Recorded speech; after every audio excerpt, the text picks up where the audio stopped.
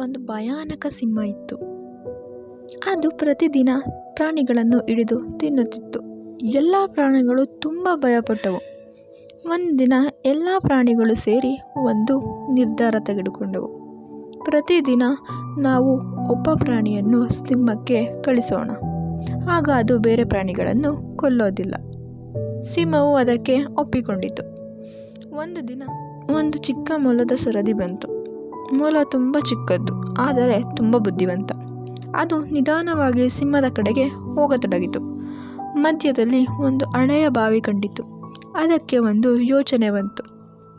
ಮೊಲ ಸಿಂಹದ ಬಳಿ ತಡವಾಗಿ ತಲುಪಿತು. ಸಿಂಹ ಕೋಪಗೊಂಡಿತು. ಕೇಳಿತು, ಏಕೆ ಇಷ್ಟು ತಡ? ಮೊಲ ಹೇಳಿತು, ಮಾರ್ಗದಲ್ಲಿ ಮತ್ತೊಂದು ಸಿಂಹ ನನ್ನನ್ನು ತಡೆಯಿತು. ಅದು ನಿಮಗಿಂತ ಬಲಿಷ್ಠ ಅಂತ ಹೇಳಿತು. ಸಿಂಹ ತುಂಬ ಕೋಪಗೊಂಡಿತು. ಅದು ಎಲ್ಲಿದೆ, ನನಗೆ ತೋರಿಸು. ಮೊಲ ಅದನ್ನು ಬಾವಿಯ ಬಳಿಗೆ ಕರೆದೊಯ್ಯಿತು.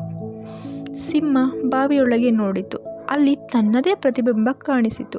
ಅದನ್ನು ಮತ್ತೊಂದು ಸಿಂಹ ಎಂದು ಭಾವಿಸಿ ಅದು ಕೋಪದಿಂದ ಬಾವಿಗೆ ಹಾರಿತು.